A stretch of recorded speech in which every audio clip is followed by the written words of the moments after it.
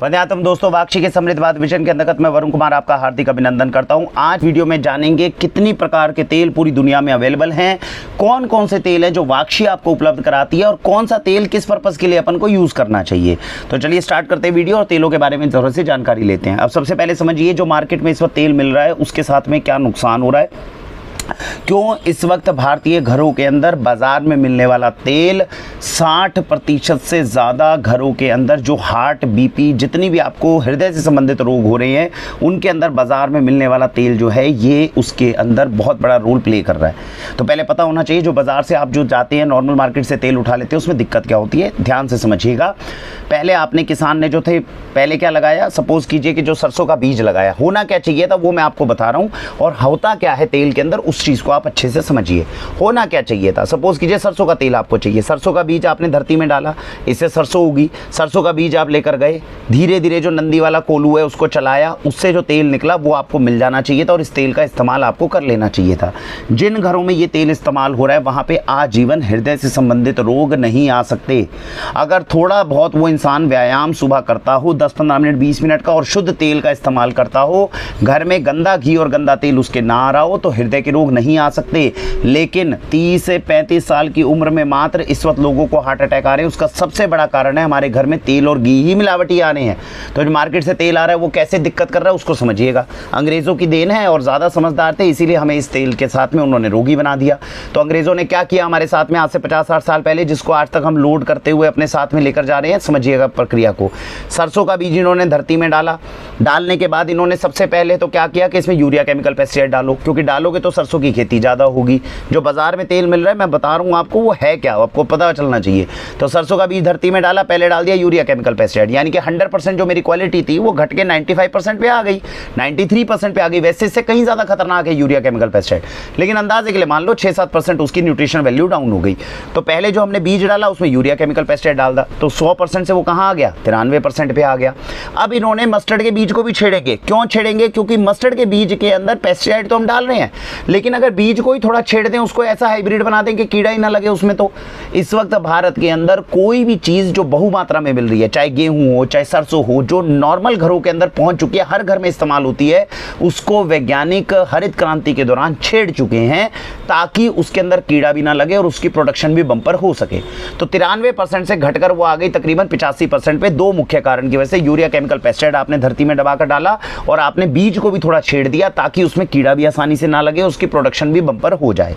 तो ये दो चीज़ें जो है कारण, उसका ग्रेन साइज जो है वो बढ़ जाए, ये सारा काम जो है बीज को छेड़ने के कारण होता है, जो हमने किया 1965 के बाद।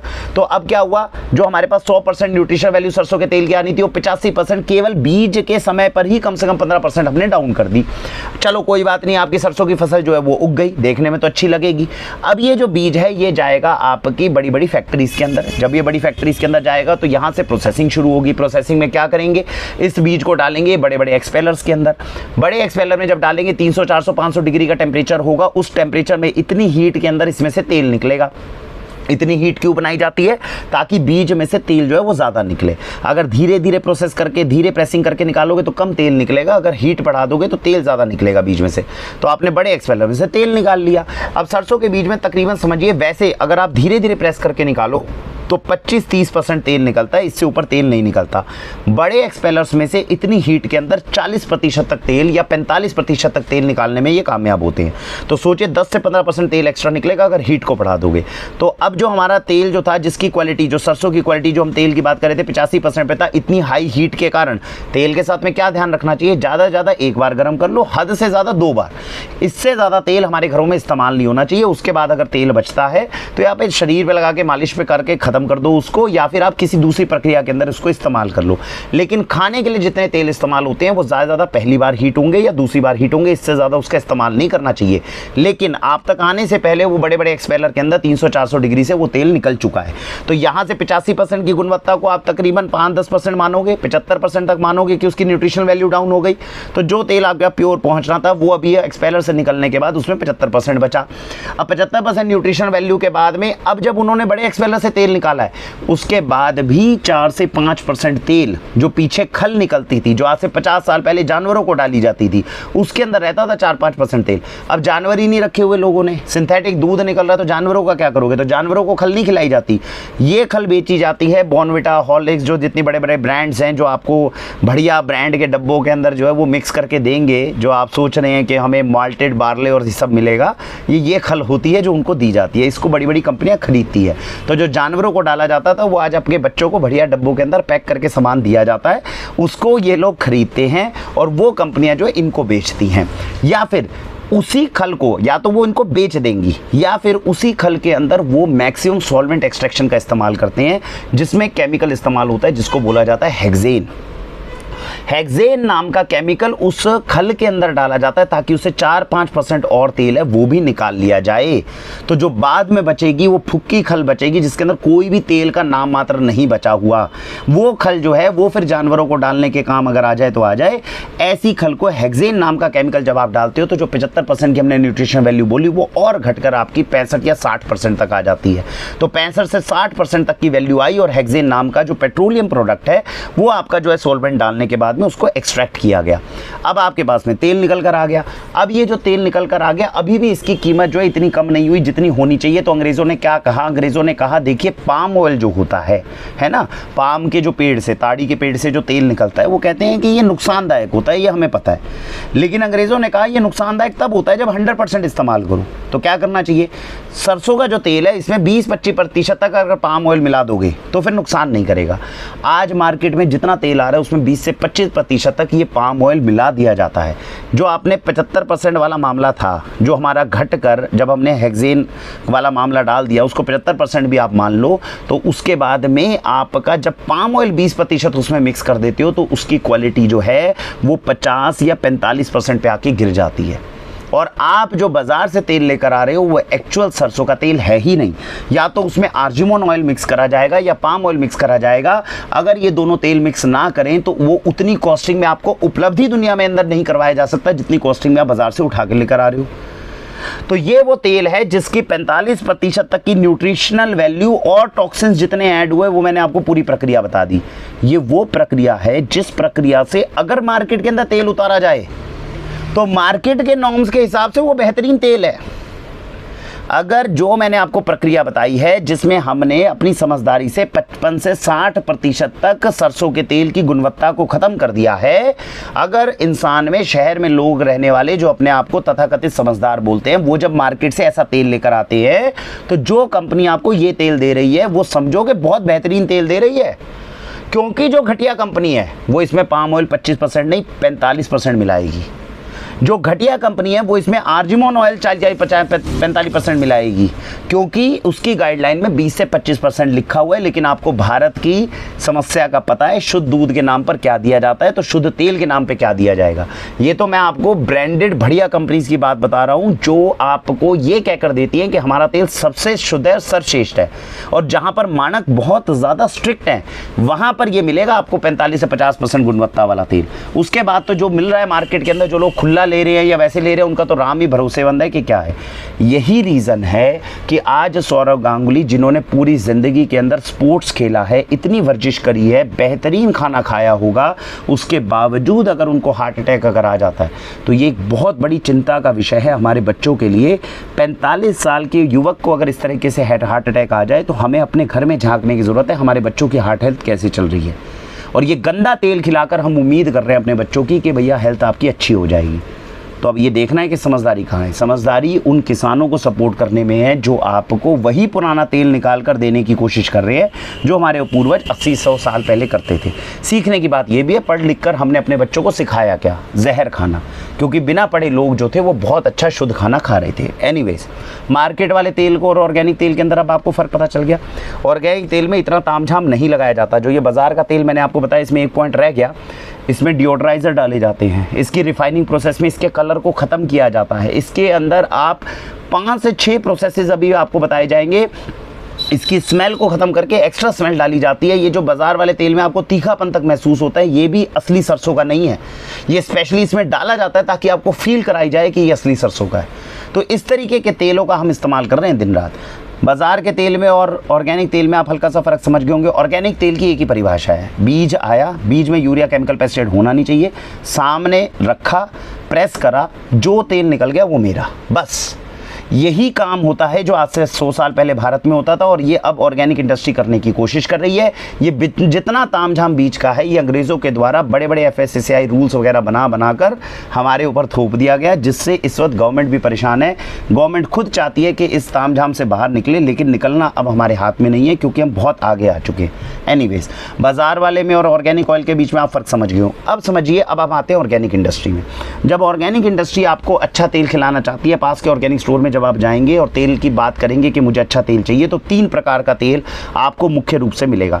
सबसे पहले एक मेजर प्रॉब्लम को समझिए जो आपके दिमाग में बिठा दिया गया है, और उस चीज़ से आप बाहर निकलने की कोशिश करिए। आपके दिमाग में ये बिठा दिया गया है कि जो रिफाइंड ऑयल है बाजार में, जिसे हम रिफाइंड बोलते हैं, वो रिफाइंड ऑयल नहीं होता, वो सनफ्लावर ऑयल होता है, सूरजमुखी का तेल होता है। कहीं से तो निकलेगा ना, सूरजमुखी के बीजों से निकलता है वो। सबसे पहले रिफाइनिंग इसमें की गई थी, तब से इसको रिफाइंड ऑयल बोलते आ रहे हैं। जैसे किसी को किराने में जाके बोले टूथपेस्ट दे दो भैया, टूथपेस्ट तो देना नहीं है, कोलगेट दे दो भैया, तो ऐसे ही जाके आप रिफाइंड ऑयल मांगते हो मार्केट में। वो रिफाइंड ऑयल नहीं है, वो सनफ्लावर ऑयल है। निकालने की टेक्निक बाजारी रिफाइंड तरीके से निकाला गया, इसलिए उसको रिफाइंड ऑयल बोलते हैं। तो हम क्या सोचते हैं घर के अंदर कि भैया ये जो रिफाइंड ऑयल है ना, ये नुकसानदायक है, ये मत लो। तो क्या ले लो? बाजार से सरसों का तेल ले लो। अरे भाई, ये भी रिफाइंड है जो बाजार से सरसों का तेल ले रहे हो। क्यों नहीं समझ रहे हो? Refined oil is a technique. वो इस चीज़ से, इस रंग से नहीं परिचित है, वो इस चीज़ से है। बात समझ गए?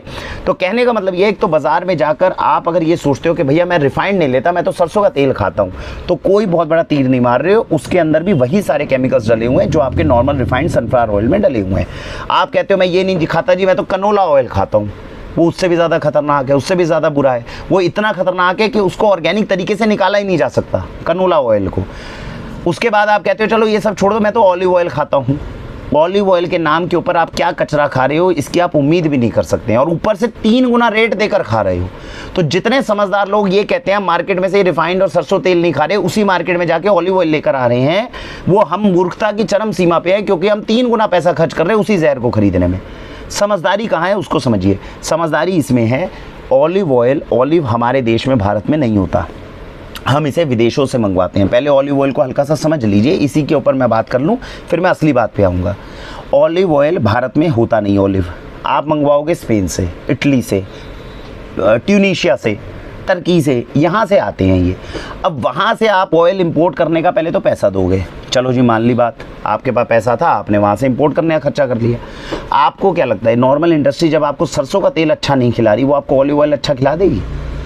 ऑलिव ऑयल के भी निकालने के 2 ही तरीके हैं। एक, ऑर्गेनिक इंडस्ट्री में ऑलिव ऑयल निकलता है, जिसके अंदर फ्रेश ऑलिव्स को लेंगे, प्रेस करेंगे, जो पहला तेल होगा वो आपको दे देंगे। इसकी कीमत 1100 रुपये, 1300 रुपये, 2500 रुपये लीटर तक जाती है।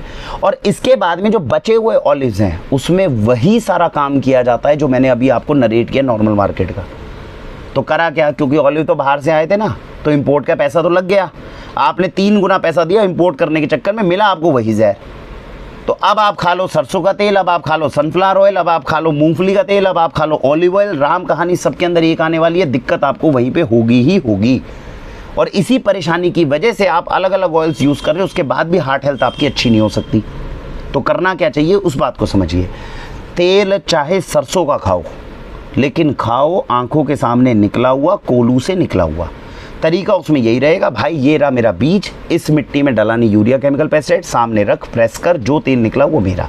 इस सिद्धांत को अगर आपने पकड़ लिया तो पूरी ज़िंदगी केवल सरसों का तेल खाते रहो, इतना सा भी हृदय को नुकसान नहीं करेगा।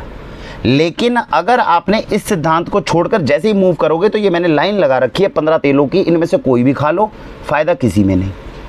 तो इस सिद्धांत को सबसे पहले समझना है। तो अब अगर आप किसी ऑर्गेनिक स्टोर में एंटर कर जाते हो और आपको इतना सिद्धांत समझ में आ गया, तो सबसे आसान काम क्या है, मुझे जी सबसे सस्ता और सबसे बढ़िया चीज़ चाहिए, उसको जाके सीधा बोलो मुझे organic cold pressed mustard oil चाहिए। तो organic cold pressed mustard oil जो है आज के समय में 2022 में जब मैं आपसे बात कर रहा हूँ, 300 रुपये लीटर के अंदर आपको स्टार्टिंग होती है, जिसमें शुद्ध सरसों का तेल आपको मिल जाता है। मैं अफोर्ड नहीं कर सकता, तो सबसे पहले 300 रुपये लीटर में ये सरसों का तेल लेना शुरू कर दीजिए। आपने अगर ये जंप 50-100 रुपए की नहीं लगाई लीटर की, तो आप ये सारा पैसा, इससे कहीं गुना ज़्यादा पैसा अस्पतालों में देंगे। इस बात के लिए तैयार रहिए। तो 300 रुपये लीटर से अंदाज़ा स्टार्टिंग हो जाती है सरसों के तेल की। ये खाते रहिए, पूरी ज़िंदगी स्वस्थ रहोगे, इस पे टिके रहें। आप ये कहते हैं ईश्वर की दया से मेरे पास पैसे हैं, मैं अपने बच्चों को अलग अलग चीज़ें खिलाना चाहता हूँ, मुझे वैरायटी के बारे में बताइए कि कितनी तरह की वैरायटी तेलों की होती है ऑर्गेनिक इंडस्ट्री की। तो जिन लोगों को लगता है मैं इससे ऊपर की रेंज देखना चाहता हूँ, वो केवल इस वीडियो में टिकेंगे। अदरवाइज मैंने आपको बताया, कोल्ड प्रेस्ड मस्टर्ड ऑयल मांग लो ऑर्गेनिक स्टोर में जाके, कोल्ड प्रेस्ड सनफ्लावर ऑयल मान लो। कोल्ड प्रेस्ड सनफ्लावर ऑयल और मस्टर्ड ऑयल कैसे निकलेगा? बीज लिया, स्टील की मशीन होगी, इसके अंदर बीज को रखा जाएगा, प्रेस किया जाएगा, थोड़ा टेम्परेचर बढ़ाया जाएगा, 30, 35, 40 डिग्री तक, 45 डिग्री तक, 50 डिग्री तक भी हो सकता है, टेम्परेचर बढ़ाया जाएगा, तेल को एक्सट्रैक्ट किया जाएगा और आपको दे दिया जाएगा। तो ये सारे तामझाम और मिलावट से बचा दिया जाएगा। लेकिन हल्की कमी है, ये जो 50, 60, 70% तक भी, 70 डिग्री तक भी इसका टेम्परेचर जा रहा है, इसको और कम होना चाहिए। कम कितना होना चाहिए? 30-40 डिग्री पे निकल जाना चाहिए तेल। बात समझ रहे हैं? तो इतना कम नहीं हो पाया, क्योंकि कॉस्टिंग को भी ध्यान में रखना है। तो सीधी सी बात है, अगर मेरे पास ज़्यादा पैसा नहीं है, मैं अपने बच्चों को शुद्ध चीज़ खिलाना चाहता हूँ, पास के ऑर्गेनिक स्टोर में जाइए, 300 रुपये लीटर के अंदर cold pressed mustard oil, cold pressed groundnut oil, cold pressed sunflower oil, ये कोल्ड प्रेस्ड वाले ऑयल उठा लीजिए, सबसे सस्ते और सबसे शुद्ध आपको ये मिल जाएंगे। अब आते हैं इससे आगे वीडियो में, जो लोग कहते हैं नहीं भाई मैं अफोर्ड कर सकता हूँ, मैं बढ़िया चीज़ खिलाना चाहता हूँ, मेरे लिए बताओ विकल्प क्या क्या है। ये तो हो गई जी cold press technique, steel machine से निकलने वाले। अब आपने देखे होंगे पहले ज़माने में क्या होता था, हमारे भारत में पत्थर की बड़ी बड़ी ओखल होती थी और लक्कड़ की बड़ी बड़ी मुसल होती थी। इस वीडियो के एंड में मैं आपको 2-3 वीडियोज़ वो अटैच करके दिखाऊंगा, बल्कि अभी देख लीजिए आप, अगर मैं बीच में दिखा पाता हूँ तो दिखाता हूँ। पत्थर की बड़ी ओखल है, लक्कड़ की बड़ी मुसल है, इसके बीच में आपने डाल दी सरसों। अब ये धीरे धीरे प्रेस करके निकलेगा। ये समझ लीजिए 30-35 डिग्री के ऊपर आपका निकलना शुरू हो जाता है। 35-40 डिग्री के अंदर ये तेल जो है आपका निकलना शुरू हो जाता है। इससे निकलने वाली खल जो है वो गर्म नहीं होती, वो रूम टेम्परेचर पे निकलती है। पता कैसे करेंगे कि टेम्परेचर जो है क्या है तेल का? जो तेल निकल रहा है उसके पीछे खल निकल रही है, खल को हाथ में उठा लो, आपको गर्म नहीं लग रही तो सीधी सी बात है रूम टेम्परेचर पे खल है और रूम टेम्परेचर में मेरा तेल निकल रहा है। ठीक है जी। तो ये जो मैंने आपको प्रक्रिया बताई, वुडन प्रेस्ड ऑयल्स होते हैं। ये कोल्ड प्रेस्ड के मुकाबले 40-50 रुपये लीटर एक्स्ट्रा होते हैं, लेकिन इनसे निकले हुए जो तेल होते हैं वो वुडन प्रेस्ड कैटेगरी में कहलाते हैं। इनकी खल गर्म नहीं होती और आप अगर इनका इस्तेमाल करते हैं तो शरीर के लिए बहुत अच्छे हैं। तो ये हो गया कोल्ड प्रेस्ड, ये हो गया जी वुडन प्रेस्ड। इसके बाद में आप कहते हैं नहीं भाई ये तो पत्थर की ओखल है, लक्कड़ की मुसल है, शुद्ध तेल निकल रहा है और ये आपने हमें दे दिया। हम चाहते हैं ये मशीन से धीरे धीरे मशीन से रोटेट ना हो, ये नंदी के थ्रू चलाया जाए जैसा आज से 100 साल पहले चलता था। तो इसकी कीमत और 30-40 रुपये लीटर बढ़ जाती है और इसको बोला जाता है bull driven organic wooden pressed oil, जो नंदी के द्वारा चलित निकलता है। तो कोल्ड प्रेस्ड हो गया, वुडन प्रेस्ड हो गया तेल, बुल ड्रिवन वुडन प्रेस्ड हो गया। 3 भागों में आपका वही तेल बट गया। जो इस रेंज को लेना चाहें ले सकते हैं, जो इसको लेना चाहें इसको ले सकते हैं। इसको अगर आप मानोगे 100%, इसको आप मान लो तकरीबन 97 से 98%, इसको आप मान लो 93 से 94%। इतना न्यूट्रिशनल वैल्यू में हल्का हल्का डिफरेंस आया, लेकिन आपका जो है ये सारे तेल आपके लिए बढ़िया हो गए। कौन से सीजन में कौन से तेल हैं? 4 तेल बता रहा हूँ। मेरे हिसाब से 5 साल के अनुभव में इन 4 तेलों के अलावा आपको तेल की ज़रूरत ही नहीं पड़ेगी। इसके अलावा अगर आप तेल लेकर आ रहे हो तो कहीं ना कहीं नुकसान कर बैठोगे। गर्मियाँ हैं तो मस्टर्ड का ऑयल खाओ, सनफ्लावर ऑयल खाओ, सरसों का तेल खाओ, सूरजमुखी का तेल खाओ। ठीक है जी, ये सूरजमुखी का तेल है, सरसों का तेल है। थोड़ी सर्दियाँ आ जाए, थोड़ा मीठा मौसम आ जाए, मूंगफली का तेल खाओ, तिल का तेल खाओ। तो सर्दियों में जितना मूंगफली का तेल खाओगे, तिल का तेल खाओगे उतना अच्छा। गर्मियों में सरसों का तेल खा लो, रिफाइंड ऑयल खा लो। 12 महीने आप सरसों का तेल और सनफ्लावर ऑयल खा लो, कोई दिक्कत नहीं। इन 4 तेलों में आप जितना घर में उपयोग करोगे उतना स्वस्थ रहोगे। अब आप कहो जी नहीं मुझे ये नहीं खाना, मुझे खाना है सोयाबीन का तेल, नुकसान करोगे, सारा पैसा डुबोगे नाली के अंदर। क्लियर कट बता रहा हूँ, सोयाबीन का तेल बिना केमिकल प्रोसेस से निकालना ही नामुमकिन है। कोई अगर धरती पर इंसान कह रहा है कि मैं इसमें सॉल्वेंट एक्सट्रैक्शन नहीं कर रहा हूँ, मैं प्योर तरीके से इसका तेल निकाल कर दे सकता हूँ, वो इंसान मुझसे ज़रूर संपर्क करे और इसको ज़रूर दिखाएं। क्योंकि हमारी जानकारी के अनुसार पूरी ऑर्गेनिक इंडस्ट्री में हमने पूछा है, इट इज़ इम्पॉसिबल कि सोयाबीन ऑयल को आप बिना केमिकल के निकाल लो, नहीं निकल सकता। फिर दूसरा एक इंसान आता है, वो कहता है यार ये तेल छोड़ो, राइस ब्रैन ऑयल है। अरे चावल का छिलका है, चावल के छिलके में से कितना तेल निकाल लोगे आप? केमिकल के बिना निकल ही नहीं सकता, निकलेगा ही केमिकल के साथ। इसीलिए ऑर्गेनिक इंडस्ट्री में सोयाबीन ऑयल मिलना बड़ा मुश्किल है, ऑर्गेनिक इंडस्ट्री में राइस ब्रैन ऑयल मिलना बड़ा मुश्किल है। नाम सुने और उठाकर ले आए, कनोला ऑयल ले आए, पता नहीं है, देखा नहीं है कभी जीवन में कैसे निकलेगा, लेकिन लेकर आ गए। तो ये जो हमारे दिमाग में 20-30 साल के अंदर फैशन बिठाया गया, इससे बाहर निकलिए, 100 साल पीछे चले जाइए, देसी चीज़ खाइए और स्वस्थ रहिए। सीधी सी बात मैं आपको क्लियर कट बता रहा हूँ। तो 4 तरह के तेल बता रहा हूँ। सरसों का तेल खा लो, सनफ्लावर ऑयल खा लो, ग्राउंडनट मूंगफली का तेल खा लो और तिल का तेल खा लो। जिसके घर में ये 4 तेल हैं उसको 5वां तेल देखने की ज़रूरत ही नहीं है। दक्षिण भारत के लोग और ज़्यादा अच्छे होते हैं, बढ़िया होते हैं, वो नारियल के तेल का बहुत इस्तेमाल करते हैं। उत्तरी भारत के लोग नहीं कर पाएंगे क्योंकि नारियल तेल से बनी हुई सब्जी का टेस्ट बड़ा अलग हो जाता है। लेकिन दक्षिण भारत में नारियल तेल का इस्तेमाल होता है, ये भी बहुत बेहतरीन तेल है। आप नारियल के तेल का इस्तेमाल कर लो, बहुत है। नारियल हो गया और ये 4 तेल हो गए। इसके अलावा 5वें ऑयल पर आपको मिक्स करने की ज़रूरत नहीं। जितने लोग ऑलिव ऑयल पर जाना चाहते हैं जा सकते हो। पैसा अगर ज़्यादा लग रहा है, क्योंकि यहाँ पे 200, 300, 400 रुपए के लीटर तक में तेल आ जाता है, 500 रुपए लीटर तक तेल आ जाएगा अगर तिल का तेल है। ऑलिव ऑयल 1100 रुपए लीटर में जाता है। अगर आपको लगता है कि आप एंजॉयमेंट के लिए लेना चाहते हो, 1100 रुपए लीटर का तेल ले लो, नहीं तो हमारे हिसाब से तो 4 और 5 तेल पर्याप्त हैं। आपको इस तरफ जाने की ज़रूरत नहीं है। अपने देश में इतनी तरह के तेल हैं, बाहर के तेल का काहे इस्तेमाल करना। तो सीधी सी बात है, हमने अपने जीवन में 5 साल में मैंने ऑर्गेनिक के अंदर ये तेल खाए हैं, मैंने आज तक ऑलिव ऑयल का इस्तेमाल नहीं किया। एनीवेज, मर्जी है आपकी। अगर खाओगे ऑलिव ऑयल तो लेना आपको ऑर्गेनिक ही पड़ेगा, नहीं तो दूसरा मत लीजिए। ठीक है जी। तो ये आपको मेजर चीज़ समझ में आ गई। अब हम आते हैं इसके बाद में, और कई कई प्रश्न होते हैं। प्रश्न क्या होता है कि सर ये जो ऑलिव ऑयल होता है और जो कोकोनट ऑयल होता है, इसमें एक्स्ट्रा वर्जिन, पोमेस ऑयल, इनमें क्या फ़र्क होता है? इनको भी समझो। परिभाषाएं इतनी सारी बना दी अंग्रेज़ों ने कि डिफ़ाइन करने के अंदर भी ना मतलब इंसान को परेशानी होती है। देखिए, ये है एक्स्ट्रा वर्जिन कोकोनट ऑयल और ये है वुडन प्रेस्ड या कोल्ड प्रेस्ड कोकोनट ऑयल। दोनों में हल्का फ़र्क दिख रहा है। एक्स्ट्रा वर्जिन जो तेल होता है वो काफ़ी साफ़ दिखता है, बिल्कुल साफ़ दिखता है ना। और जो ये कोल्ड प्रेस्ड वुडन प्रेस्ड तेल होते हैं हल्के से मिल्की से दिखते हैं। ठीक है। दोनों में क्या फ़र्क है? ज़मीन आसमान का बिल्कुल फ़र्क नहीं है। रेट में ज़मीन आसमान का फ़र्क है। क्यों है? 99% कंपनियों को तो इन दोनों का फ़र्क ही नहीं पता। तो उठाकर वो चीज़ यही दे देंगे, लिख देंगे वर्जिन और एक्स्ट्रा वर्जिन, और आप उनका कुछ नहीं बिगाड़ सकते क्योंकि अंग्रेज़ों ने परिभाषा ही नहीं इनकी बनाई हुई। तो एक्स्ट्रा वर्जिन और वुडन पेस्ट में, क्योंकि इसकी डेफिनेशन अपने आप में इतनी इन्होंने कॉम्प्लेक्स बनाई हुई है अंग्रेज़ों ने कि किसी को नहीं पता कि दोनों के अंदर एक्चुअल अंतर है क्या। कोई अपने मन से कुछ मर्जी बोलता रहे, एक्चुअल धरातल पे, धरती पे किसी को नहीं पता कि इन दोनों में क्या अंतर है। उन्होंने बना दिया और लोग खाए जा रहे हैं। एनीवेज, जो नारियल का तेल है, ये 2 तरीके से आप इससे तेल निकाल सकते हो, 2 या 3 तरह से मुख्य।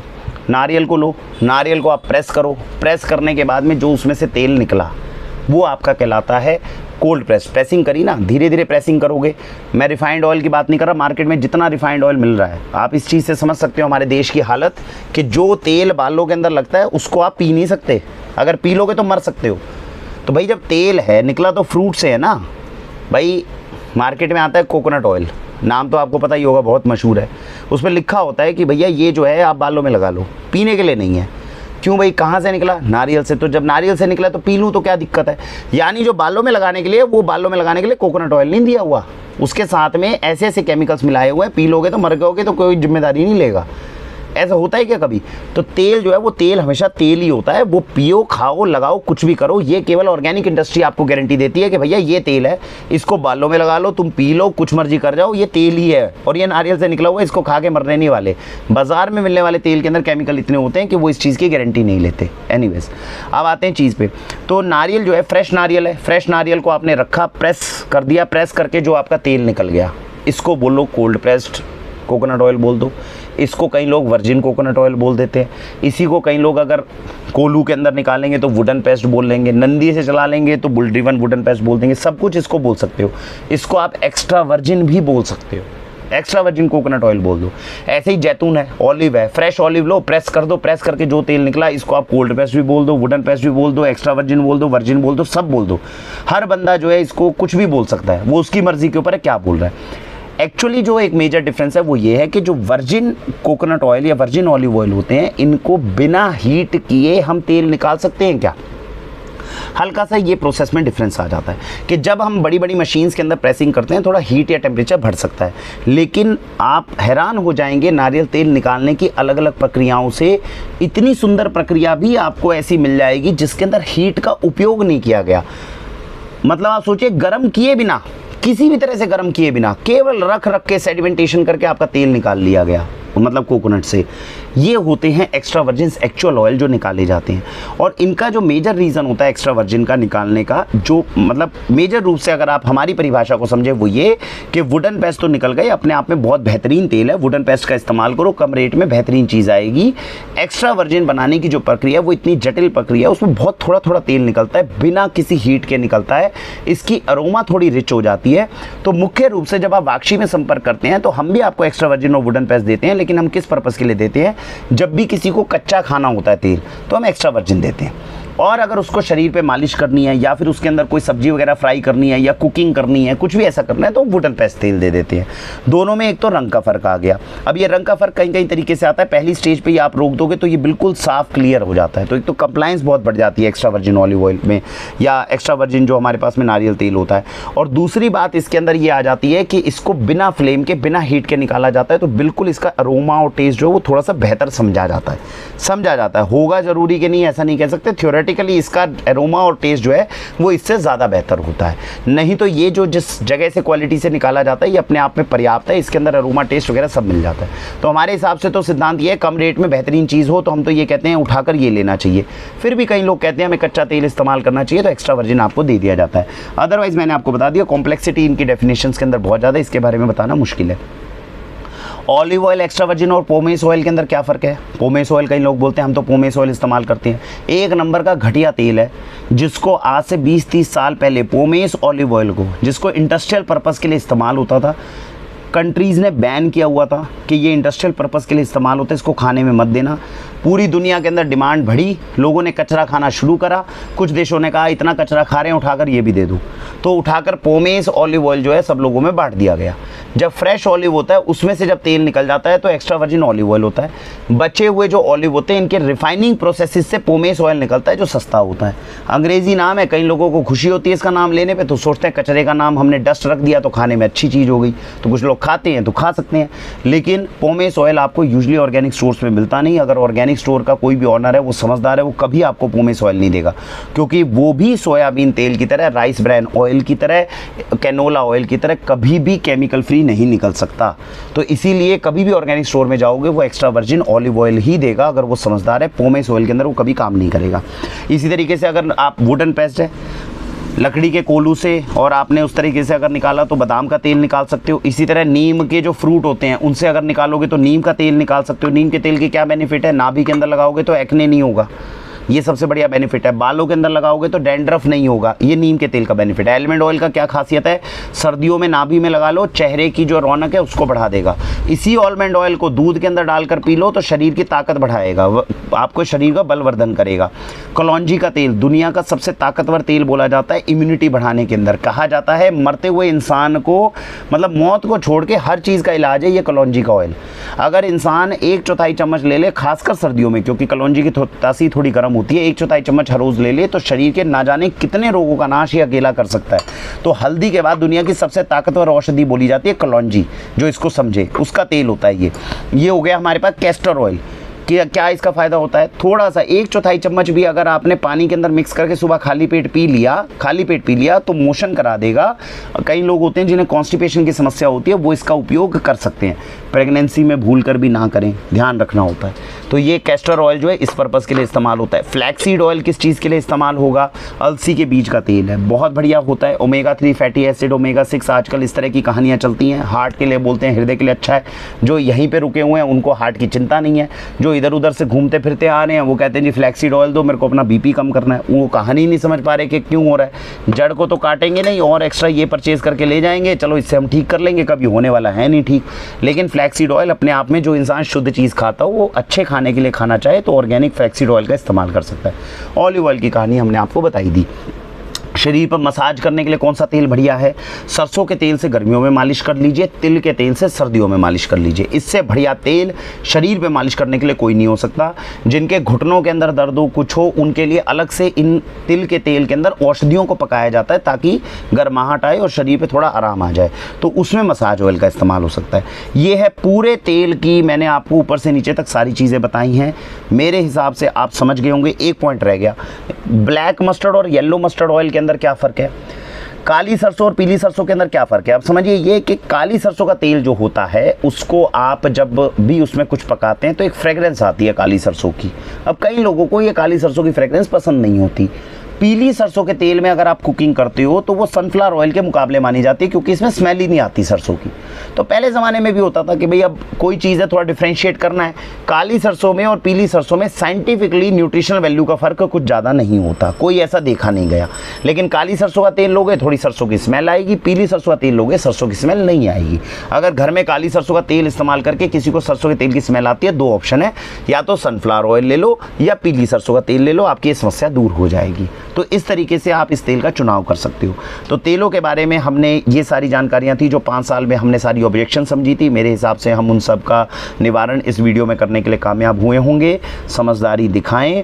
हम जितना पैसा सोचते हैं कि ऑर्गेनिक महंगा है, इसको नहीं लेंगे, इसको नहीं लेंगे, केवल हम अपने आप को मूर्ख बना रहे हैं और कुछ नहीं कर रहे। एग्जाम्पल देता हूँ, ये जो ऑर्गेनिक तेल है ना सरसों का, जिसका आज का रेट मैंने आपको 300 बताया, आज से ठीक 1.5 साल पहले ये 200 रुपये का था। और जब हमने लोगों को बोला भाई 200 रुपये का सरसों का तेल मिला, आज से 1.5 साल पहले 2020 की बात कर रहा हूँ मैं, 200 रुपये लीटर था तेल मेरे पास में, और 200 रुपये का लीटर का तेल मिला, तब मार्केट में 120 का मिल रहा था। जितनों को बताया सारे लोग क्या बोले, अरे भाई साहब महंगा है, ये नहीं ले सकते, बहुत महंगा है भाई साहब, 200 रुपये लीटर में तो लूट जाएंगे। हमने नहीं लो भाई, कोई बात नहीं, जो समझदार थे उन्होंने ले लिया। आज 2022 में क्या कर रहे हो, मार्केट के अंदर 180-200 रुपये का लीटर का तेल है, अब ये 300 पे पहुँचा हुआ है। अब भी वो यही कह रहे हैं 300 रुपये का महंगा है। 1.5 साल के अंदर अब वो मार्केट में मजबूर है 200 रुपये लीटर का तेल लेने के लिए, और वो 45% वाला ही तेल ले रहे हैं, वो जो हार्ट को अटैक करवाएगा। उन्हें पता है 5 साल बाद मरने वाले हैं। लेकिन मैं केवल आपको मूर्खता की हद बता रहा हूँ कि हम एक्चुअली अपने परिवार के साथ कर क्या रहे हैं। 2 साल के बाद में क्या अंबानी बन गए हो? नहीं, वो जो मार्केट में 120 रुपये लीटर वाला तेल था वही अब 200 रुपये लीटर के अंदर मिल रहा है 1.5 साल के अंदर। जिसने ऑर्गेनिक उस वक्त खाना था वो 200 रुपये लीटर में उस वक्त खाया उसने। 1.5 साल के अंदर कितना पैसा बचा लिया जी आपने 100 रुपये लीटर करके। ऐसा तो है नहीं कि मार्केट में मिलने वाला उतना सस्ता ही मिल रहा है हमेशा आपको। तो ये फ़र्क हो जाता है केवल, जिस चीज़ के ऊपर हमें स्ट्रिक्टली सोचना चाहिए, इस पर विचार करना चाहिए। थोड़ा सा जागिए, रिपोर्ट्स को चेक करिए। मीडिया भी आपको बता रहा है हर 9वें इंसान को इस वक्त देश में 2022 में कैंसर हो रहा है।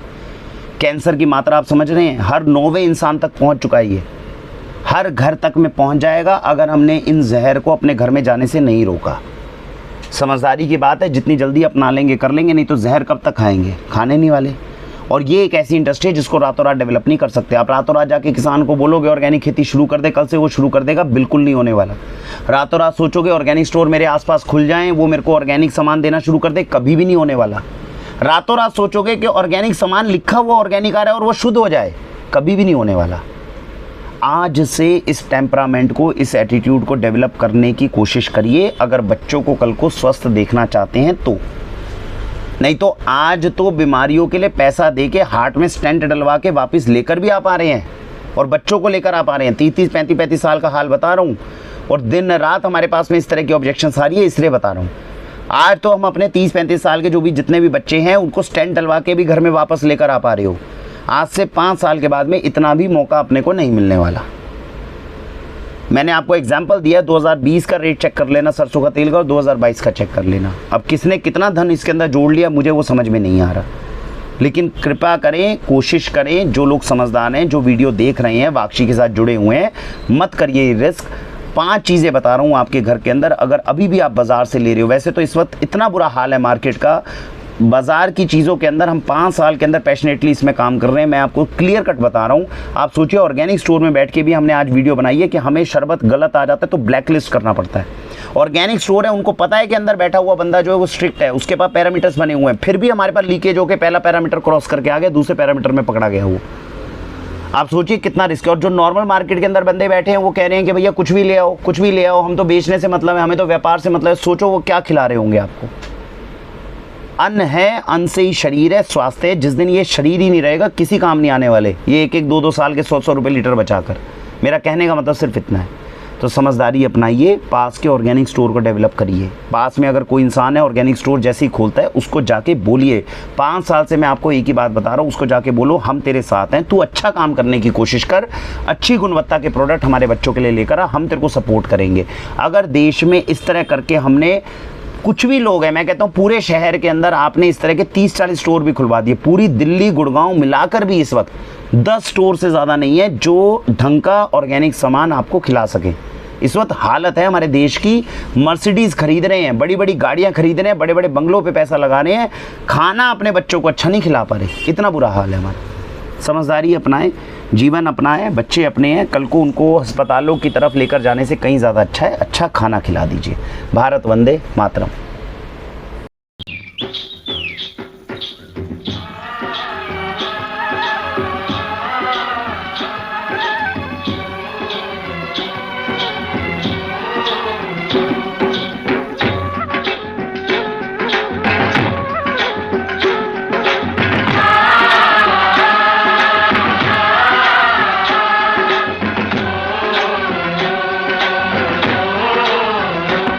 मेरे देश की धरती,